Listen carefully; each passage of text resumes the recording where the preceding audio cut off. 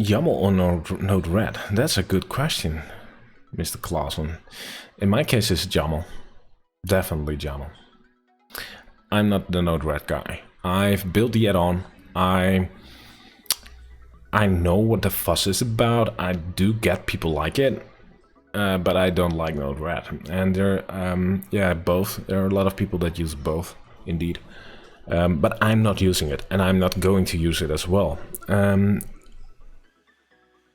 And let me explain why, because I think it's important for people to realize if they choose Node-RED, they have to know something about Node-RED, in my humble opinion. And I think there's like a hype around Node-RED at this moment. And I don't think it's fair, since Node-RED is actually, well, people have good experience with it. They like it. It's visual, right? You just drag and drop and connect the lines and the dots, and you will change the messages around, and it's all freaking awesome and cool and like easy and, well, wow.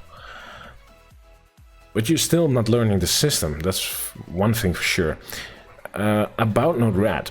Node-RED itself does not work with Home Assistant, so it needs a plugin, right? So Home Assistant has Node-RED has a plugin to connect with Home Assistant. It's called a node. It's called the Node-RED Contrib Home Assistant thingy, I'm not sure. So it needs a plugin to communicate. And that's where the problem is, in my humble opinion. There are currently three plugins available. One is the original one, and that one is kind of okay, cool, stable, but it hasn't been maintained in months. And Home Assistant is growing really fast, and that thing is just way behind, and the author of the original connector is like MIA. He's not responding to anything for months already, and I'm not sure what happened. So what happens is people create a fork on GitHub. They copy the code of the original one and start modifying it. So this is where a node comes in, which is also known as LSET or something, I'm not sure. And this is really a popular one at this moment. And that thing is built by a dude who has no programming experience, and he even wrote it online, but he's trying. So yeah, now we have a third one, and this third one is a WebSockets version of the plugin, which uses the Home Assistant WebSockets, which is pretty awesome, and it's written by a dude who has programming experience, and that's pretty freaking amazing. But this new version is like a month old. It's like pretty recent and pretty new, and new things tend to have bugs. And while he does have programming experience, he does not have open source development experience. So that's all kind of new to him.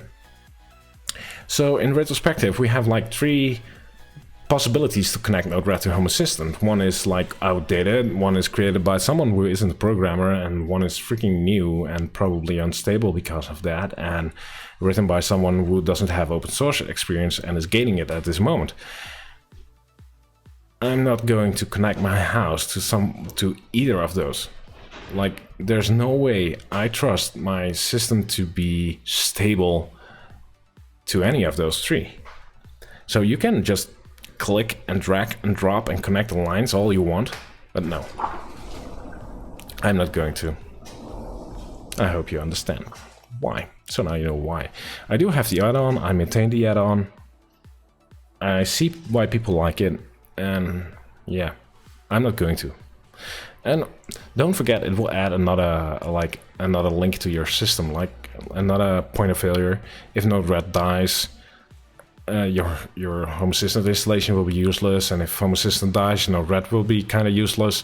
So you have another point of failure, and I think you should reduce them. So yeah, so that kind of runs it together. But yeah, cheers.